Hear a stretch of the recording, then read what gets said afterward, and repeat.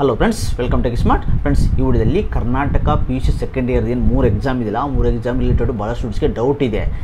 Marks card ಬಗ್ಗೆ, examination ಬಗ್ಗೆ ಮತ್ತು ರಿಪೀಟರ್ಸ್ ಅಂತ ಬರುತ್ತಾ ಇಲ್ಲ ಅಂತ ಭಾಳ ಸ್ಟೂಡೆಂಟ್ಸ್ ಕೇಳ್ತಾರೆ. ಫ್ರೆಂಡ್ಸ್, ವಿಡಿಯೋಲಿ ಕಂಪ್ಲೀಟ್ ಆಗಿ ಆಫಿಷಿಯಲ್ ಅಪ್ಡೇಟ್ ಇದೆ. ಅದರಲ್ಲಿ ನಿಮಗೆ ನಿಮ್ಮ ಕ್ವಶನ್ಸು ಆನ್ಸರ್ಸ್ ಎಲ್ಲ ಇದೆ. ನಾನು ಎಕ್ಸ್ಪ್ಲೇನ್ ಮಾಡ್ತೀನಿ ನಿಮಗೆ. ಬಟ್ ಈ ವಿಡಿಯೋನ ಕಂಪ್ಲೀಟಾಗಿ ನೋಡಿ, ಸೊ ದಟ್ ನಿಮಗೆ ಈ ಕ್ಲಾರಿಟಿ ಸಿಗುತ್ತೆ. ಭಾಳ ಸ್ಟೂಡೆಂಟ್ಸು ಕನ್ಫ್ಯೂಸ್ ಮಾಡಿಕೊಂಡು ಎಕ್ಸಾಮ್ ಬರೀಬೇಕೋ ಬೇಡೋ ಯೋಚನೆ ಮಾಡ್ತಾ ಇದ್ದಾರೆ. ಸೆಕೆಂಡ್ ಎಕ್ಸಾಮ್, ಥರ್ಡ್ ಎಕ್ಸಾಮ್ ಈ ವಿಡಿಯೋದಲ್ಲಿ ಕಂಪ್ಲೀಟಾಗಿ ನಿಮಗೆ ಕ್ಲಾರಿಟಿ ಸಿಗುತ್ತೆ. ವಿಡಿಯೋ ಕಂಪ್ಲೀಟ್ ನೋಡಿ. ಓಕೆ ಫ್ರೆಂಡ್ಸ್, ಮೊದಲನೇ ಕ್ವಶನ್ ಏನಂದರೆ ಭಾಳ ಸ್ಟೂಡೆಂಟ್ಗೆ ಈಗ ವಾರ್ಷಿಕ ಪರೀಕ್ಷೆ 1, 2 ಮತ್ತು 3 ಎಂದು ಹೆಸರು ಬದಲಾಯಿಸುವ ಹಿಂದಿನ ಉದ್ದೇಶವನ್ನು ಭಾಳ ಸ್ಟೂಡೆಂಟ್ಸ್ ಯಾಕೆ ಇದು ಮಾಡಿದ್ದಾರೆ ಅಂತ ಕೇಳ್ತಾರೆ. ಅದು ನಿಮಗೆ ಉತ್ತೇಜನ ಕೊಡೋಕ್ಕೆ. ಯಾಕಂದ್ರೆ ಭಾಳ ಸ್ಟೂಡೆಂಟ್ಸ್ ಫೇಲ್ ಆದರೆ ಇದನ್ನು ಬರುತ್ತಲ್ಲ, ಫೇಲ್ ಆದರೆ ರಿಗ್ರೆಟ್ ಆಗ್ತಾರೆ, ಓಕೆ ಡಿಮೋಟಿವೇಟ್ ಆಗ್ತಾರಲ್ಲ, ಅದಕ್ಕೋಸ್ಕರ ನಿಮ್ಮ ಸಲುವಾಗಿಯೇ ಈ 3 ಎಕ್ಸಾಮ್ ಇಡ್ತಾ ಇದ್ದಾರೆ. ಅದರ 3ರಲ್ಲಿ ಬೆಸ್ಟ್ ಆಫ್ 1 ತೊಗೋತಾರೆ. ಸೊ ಇದು ಕ್ಲಾರಿಟಿ ಇಲ್ಲಿ ನಿಮಗೆ.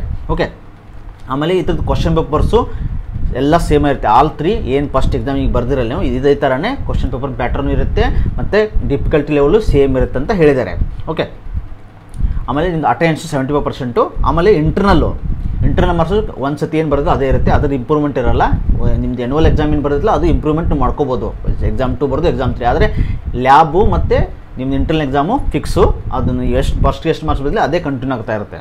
ಓಕೆ, ಆಮೇಲೆ ಈಗ ಪುನರಾವರ್ತಿತ ವಿದ್ಯಾರ್ಥಿಗಳು ತಾವು ಇಚ್ಛಿಸಿದ ಯಾವುದಾದ್ರೂ ಒಂದು ಪರೀಕ್ಷೆ ತೆಗೆದುಕೊಳ್ಳಬಹುದೇ? ಹೌದು, ನೀವು ಯಾವುದಾದ್ರೂ ಒಂದು ಪರೀಕ್ಷೆನ ತೊಗೋಬೋದು. ಅಂದರೆ ನೀವು 1 ಎಕ್ಸಾಮ್ ಬರಿಬೋದು, 2 ಎಕ್ಸಾಮ್ ಬರಿಬೋದು, 3 ಎಕ್ಸಾಮ್ ಬರೋದು, 1 ಸಬ್ಜೆಕ್ಟ್ ಬರಿಬೋದು, ಎಷ್ಟಾದರೂ ಬರಿಬೋದು ನೀವು ಎಕ್ಸಾಮ್ 2 ಅಥವಾ ಎಕ್ಸಾಮ್ 3ಅಲ್ಲಿ. ಅದು ನಿಮ್ಮ ಇಷ್ಟ. ಓಕೆ, ಆಮೇಲೆ ಈಗ 3 ಎಕ್ಸಾಮ್ ಬರೆದವ್ರಿಗೆ ಎಷ್ಟು ಬಾರಿ ಮಾರ್ಕ್ಸ್ ಕಾರ್ಡ್ ಸಿಗುತ್ತೆ ಅಂತ ಕೇಳ್ತಾಯಿದ್ರು. ಫ್ರೆಂಡ್ಸ್, ಒಂದೇ ಸತಿ ಸಿಗುತ್ತೆ ನಿಮಗೆ. ಫಾರ್ ಎಕ್ಸಾಂಪಲ್, ನೀವು ಫಸ್ಟ್ ಸತಿ ಫೇಲ್ ಆದ ಅಂದ್ಕೊಳ್ಳಿ, ಅವಾಗ ಸಿಗಲ್ಲ ನಿಮಗೆ. ನೆಕ್ಸ್ಟ್ ಸತಿ ಮತ್ತು ಫೇಲ್ ಆದ ಅಂದ್ಕೊಳ್ಳಿ, 3ನೇ ಸತಿ ಪಾಸ್ ಆದರೆ ಒಂದೇ ಬರುತ್ತೆ. ಅದು ಯಾವ್ದು ಬೆಸ್ಟ್ ಇರುತ್ತಲ್ಲ ಆ ಮಾರ್ಕ್ಸ್ ಕಾರ್ಡ್, ಅದು ಡೇಟ್ ಬರುತ್ತೆ. ಅಂದರೆ ಯಾವ ಪಾಸ್ ಆಗಿದ್ರೆ ಡೇಟು ಅಷ್ಟೇ ಬರುತ್ತೆ. ಏನೋ ನಿಮಗೆ ರಿಪೀಟರ್ಸು ಅಂತ ಏನೂ ಬರೋಲ್ಲ. ಆಮೇಲೆ ಸ್ಟಾರ್ ಮಾರ್ಕ್ಸು ಆ ಥರ ಏನೂ ಬರೋಲ್ಲ. ಒಂದೇ ಮಾರ್ಕ್ಸ್ ಕಾರ್ಡ್ ಬರುತ್ತೆ. ಸೊ ನಿಮಗೊಂದು ಇದು ಅಡ್ವಾಂಟೇಜು. ಓಕೆ, ಆಮೇಲೆ ನಿಮ್ಮದು ಪರೀಕ್ಷೆಯನ್ನು ನೀವು ಏನಾದರೂ ಪಾಸ್ ಆದರೆ 2 ಮತ್ತು 3ನೇ ಪರೀಕ್ಷೆ ತೆಗೆದುಕೊಳ್ಳಲು ಇಚ್ಛಿಸದೆ, ಅಂದರೆ ಏನು ನೀವು ಕೇಸು ನಾವು ಫಸ್ಟ್ ಎಕ್ಸಾಮ್ ಅಷ್ಟೇ ಬರೋದು, ನಾವು ಸೆಕೆಂಡ್ ಎಕ್ಸಾಮು ಥರ್ಡ್ ಎಕ್ಸಾಮ್ ನೀವೇನು ಬರೀಬೇಕು, ಏನು ಬರೆಯಲ್ಲ, ನನಗೆ ಮಾರ್ಕ್ಸ್ ಕಾರ್ಡ್ ಬೇಕಾದರೆ ನಿಮ್ಗೆ ವಿದಿನ್ 30 ಡೇಸಲ್ಲಿ ಸಿಗುತ್ತೆ. ಆಮೇಲೆ ನಿಮಗೆ ಡಿಜಿಲಾಕರ್ ಕೂಡ ಡಿಜಿಲಾಕರ್ ಗೊತ್ತಲ್ಲ ನಿಮಗೆ, ಡಿಜಿಲಾಕರ್ ಕೂಡ ನೀವು ಡೌನ್ ಮಾಡ್ಕೋಬೋದು ನಿಮ್ಮದು ಮಾರ್ಕ್ಸ್ ಕಾರ್ಡ್ನ. ಓಕೆ, ಮತ್ತು ಓಕೆ ಪ್ರಾಕ್ಟಿಕಲ್ ಹೇಳಿದೆ ನಿಮಗೆ, ಒಂದು ಸತಿ ಪ್ರಾಕ್ಟಿಕಲ್ ಇರುತ್ತೆ ಅಂತ. ಓಕೆ, ನೆಕ್ಸ್ಟು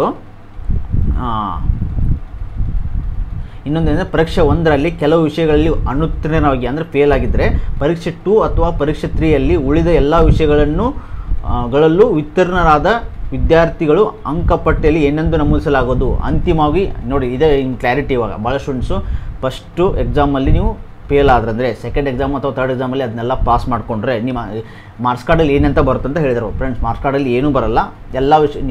ಎಲ್ಲ ವಿಷಯ ಪಾಸ್ ಆದಮೇಲೆ ಅಂತಿಮವಾಗಿ ಒಂದೇ ಇರುತ್ತೆ ನಿಮಗೆ ಪರೀಕ್ಷೆ ಸಂಖ್ಯೆ ಮತ್ತು ಅದು ಪರೀಕ್ಷೆ ಮಂತು, ಯಾವ ಮಂತಲ್ಲಿ ಪಾಸ್ ಇರುತ್ತೆ ಅಂತ ಅಷ್ಟ. ಅಂದರೆ ಫಾರ್ ಎಕ್ಸಾಂಪಲ್, ನೀವು ಈಗ ಮೇಯಲ್ಲಿ ನಡೀತಾ ಇದೆ, ಜೂನಲ್ಲಿ ಪಾಸ್ ಆಯಿತು, ಜೂನು ಮಾರ್ಕ್ಸು ಅಷ್ಟೇ ಇರುತ್ತೆ, ಮತ್ತೇನಿರಲ್ಲ. ಓಕೆ, ಸೊ ಒಂದೇ ಮಾರ್ಕ್ಸ್ ಕಾರ್ಡ್ ಸಿಗುತ್ತೆ ನಿಮಗೆ, ಪಾಸ್ ಆದಷ್ಟೇ ಸಿಗುತ್ತೆ. ನೀವು ಫಾರ್ ಎಕ್ಸಾಂಪಲ್ ಫಸ್ಟ್ ಈಗ ಫಿಸಿಕ್ಸ್ ಫೇಲ್ ಆದಂತ ತಿಳ್ಕೊಳ್ಳಿ, ಫಸ್ಟ್ ಎಕ್ಸಾಮಲ್ಲಿ, ಸೆಕೆಂಡ್ ಎಕ್ಸಾಮಲ್ಲಿ ಮತ್ತು ಫೇಲ್, ಥರ್ಡ್ ಎಕ್ಸಾಮ್ ಪಾಸ್ ಆದರೆ ಆ ಥರ್ಡ್ ಎಕ್ಸಾಮ್ತು ಮಂತ್ ಅಷ್ಟೇ ಬರುತ್ತೆ, ನಿಮಗೆ ಇಲ್ಲಿ ಏನೂ ಬರೋಲ್ಲ. ಸೊ ಅಡ್ವಾಂಟೇಜ್ ನಿಮ್ಗೆ ಇಲ್ಲೇನು ಪರ್ಕ್ ಬರಲ್ಲ. ನೀವು ಫೇಲ್ ಆಗಿದ್ರೆ ಸೆಕೆಂಡ್ ಸತಿ ಸೆಕೆಂಡ್ ಅಟೆಂಪ್ಟು ಥರ್ಡ್ ಅಟೆಂಪ್ಟ್ ಏನೂ ಬರೋಲ್ಲ. ಓಕೆ, ಸೊ ಇದು ವೆರಿ ಅಡ್ವಾಂಟೇಜ್ ನಿಮಗೆ. ಓಕೆ, ನೆಕ್ಸ್ಟು ಆಮೇಲೆ ನೀವು ಪರೀಕ್ಷೆ 1 ಫೇಲ್ ಆದರೆ ನೀವು ಎಷ್ಟು ಸತಿ ನೀವು ಕಟ್ಬೋದು ಅಂತಿದ್ದು, ನಿಮಗೆ ಅನ್ಲಿಮಿಟೆಡ್ ಎಷ್ಟು ಸತಿ ಬೇಕಾದರೂ ನೀವು ಕಟ್ಬೋದು, ಪಾಸ್ ಆಗ್ಬೋದು. ಸೊ ಇದೊಂದು ಅಡ್ವಾಂಟೇಜ್. ಯಾಕೆ ಬಳಸೋ ಒಂದು ಲಿಮಿಟ್ ಇರ್ತದೆ, ಒಂದು 5 ವರ್ಷದಲ್ಲಿ ಬರೀಬೇಕು ಅಂತ. ಇವಾಗ ಆ ಥರ ಇಲ್ಲ, ನೀವು ಎಷ್ಟು ಸತಿ ಬೇಕಾದ್ರೂ ಕಟ್ಟಿ ಪಾಸ್ ಮಾಡ್ಕೋಬೋದು ಫೇಲ್ ಆಗಿದ್ದರೆ. Okay, so next question paper pattern ಅಂತೂ ಆಲ್ರೆಡಿ ನಿಮ್ಗೆ ಗೊತ್ತಿದೆ. ಓಕೆ, ಸೊ ಈಗ ಇನ್ನೊಂದು ಕ್ಲಾರಿಟಿ ನಿಮಗೆ ಮಾರ್ಕ್ಸ್ ಕಾರ್ಡ್ ಬಗ್ಗೆ ಹೇಳ್ತೀನಿ ನಿಮಗೆ. ಫಸ್ಟು ಭಾಳ ಸ್ಟೂಡೆಂಟ್ಸು ಕನ್ಫ್ಯೂಸ್ ಮಾಡ್ಕೋತಾ ಇದ್ದಾರೆ. ಮಾರ್ಕ್ಸ್ ಕಾರ್ಡಲ್ಲಿ ಅಟೆಂಪ್ಟ್ಸ್ ಬರುತ್ತೆ, ಸೆಕೆಂಡ್ ಅಟೆಂಪ್ಟಲ್ಲಿ ಪಾಸ್ ಆಗಿದೆ ಅಂತ ಬರುತ್ತಂತೆ. ಭಾಳ ಸ್ಟೂಡೆಂಟ್ಸ್ ಕನ್ಫ್ಯೂಸ್ ಮಾಡ್ತಾರೆ. ಫ್ರೆಂಡ್ಸ್, ಆ ಥರ ಎಲ್ಲ ಬರೋಲ್ಲ. ನೀವು ಈ 3 ಎಕ್ಸಾಮಲ್ಲಿ ಬೆಸ್ಟ್ 1 ತೊಗೋತಾರೆ, ಅದೇ ಒಂದೇ ನಿಮ್ಮದು ಎಕ್ಸಾಮ್ ಅಂತ ಕನ್ಸಿಡರ್ ಮಾಡ್ತಾರೆ. ಓನ್ಲಿ ಮಂತು ಓಕೆ ನಿಮ್ಮ ಎಕ್ಸಾಮಿನೇಷನ್ ರಿಸಲ್ಟು ಬರುತ್ತೆ ಅಷ್ಟೇ, ಬೇರೆ ಏನು ಬರೋಲ್ಲ ಅದರಲ್ಲಿ ಮಾರ್ಕ್ಸ್ ಕಾರ್ಡಲ್ಲಿ. ಸೊ ಇದು ನೀವು ಯಾವಾಗಾದ್ರೂ ತೊಗೊಳ್ಳಿ. ಫಾರ್ ಎಕ್ಸಾಂಪಲ್, ನೀವು ಫಸ್ಟ್ ಇದರಲ್ಲಿ 3 ಬರೆದು ನೆಕ್ಸ್ಟ್ 3ರಲ್ಲಿ ಬರೆದು ನೀವು ಎರೇಂಜ್ ಮಾಡಿಕೊಂಡ್ರೆ ನಿಮ್ಗೆ ಒಂದೇ ಮಾರ್ಕ್ಸ್ ಕಾರ್ಡ್ ಬರೋದು, best of 1. Okay, for example physics ಕೆಮಿಸ್ಟ್ರಿಯಲ್ಲಿ ಕಡಿಮೆ ತೊಗೊಂಡು ನೆಕ್ಸ್ಟಲ್ಲಿ ಜಾಸ್ತಿ ತೊಗೊಂಡ್ರೆ ಅದೇ ಮಾರ್ಕ್ಸ್ ಕನ್ಸಿಡರ್ ಮಾಡ್ತಾರೆ. ಅದಕ್ಕಿಂತ ಥರ್ಡ್ ಎಕ್ಸಾಮಲ್ಲಿ ತೊಗೊಂಡ್ರೆ ಅದೇ ಮಾರ್ಕ್ಸ್ ಕನ್ಸಿಡರ್ ಮಾಡ್ತಾರೆ. ಸೊ ಇದು ನಿಮಗೆ ಕ್ಲಾರಿಟಿ ಇರಲಿ, ಮಾರ್ಕ್ಸ್ ಕಾರ್ಡಲ್ಲಿ ಏನು ಮೆನ್ಷನ್ ಮಾಡಲ್ಲ. ಓಕೆ, ಸೊ ಮಾರ್ಕ್ಸ್ ಕಾರ್ಡಲ್ಲಿ ಓನ್ಲಿ ಮಂತ್, ಯಾವ ಮಂತಲ್ಲಿ ಪಾಸ್ ಆಗಿದೆ ಅಂದರೆ 3 ಎಕ್ಸಾಮಲ್ಲಿ ಯಾವ ಮಂತಲ್ಲಿ ಪಾಸ್ ಮಾಡಿದೆ ಅಂತ ಅಷ್ಟೇ ಇರುತ್ತೆ, ಬೇರೆ ಏನೂ ಇರಲ್ಲ. ಸೊ ಎಲ್ಲಿ ಏನು ನಿಮಗೆ ಎಫೆಕ್ಟ್ ಆಗೋಲ್ಲ, ಫ್ಯೂಚರಲ್ಲಿ ಎಲ್ಲೂ ಎಫೆಕ್ಟ್ ಆಗಲ್ಲ. ಯಾಕಂದರೆ ಅವರೇ ಆರ್ಡರ್ ಮಾಡಿದ್ದಾರೆ 3 ಎಕ್ಸಾಮಿದು because of you best of 1 ಮಾಡ್ಕೊಳ್ಳೋಕ್ಕೆ. PUC ಪರ್ಸೆಂಟೇಜ್ ಮಾಡ್ಕೊಳ್ಳೋದು ವೆರಿ ವೆರಿ ಇಂಪಾರ್ಟೆಂಟು. ಫ್ಯೂಚರಲ್ಲಿ ಎಲ್ಲದಕ್ಕೂ ಜಾಬ್ಗೂ ಇಂಪಾರ್ಟೆಂಟು. ನೆಕ್ಸ್ಟ್ ಇಂಜಿನಿಯರ್ ಹೋಗ್ತಾ ಇದ್ದಾರೆ, ಮೆಡಿಕಲ್ ಮಾಡ್ತಾರೆ, ಎಲ್ಲದಕ್ಕೂ PUC ಇಂಪಾರ್ಟೆಂಟು. ಅದಕ್ಕೋಸ್ಕರ ಎವರೇಜ್ ಮಾಡ್ಕೊಳ್ಳಿ. ಇವಾಗಲೇ ಕಷ್ಟಪಟ್ಟು ಇನ್ನೂ 1 ತಿಂಗಳು ಓದಿ ಬರ್ಕೊಳ್ಳಿ. 2 ಎಕ್ಸಾಮ್ ಇದೆ, 2 ಎಕ್ಸಾಮ್ ಸರಿಯಾಗಲ್ಲ 3rd ಎಕ್ಸಾಮ್ ಬರೀರಿ. ಆದರೆ ಟಾರ್ಗೆಟ್ ಹಾಕ್ಕೊಂಡು ಚೆನ್ನಾಗಿ ಮಾಡ್ಕೊಳ್ಳಿ ಸ್ಕೋರು. ಓಕೆ, ಸೊ ಇದೇ ರೀತಿ ಕ್ವಿಕ್ ಅಪ್ಡೇಟ್ಗಾಗಿ ನಮ್ಮ ಚಾನಲ್ ಸಬ್ಸ್ಕ್ರೈಬ್ ಮಾಡ್ಕೊಳ್ಳಿ. Thanks for watching guys.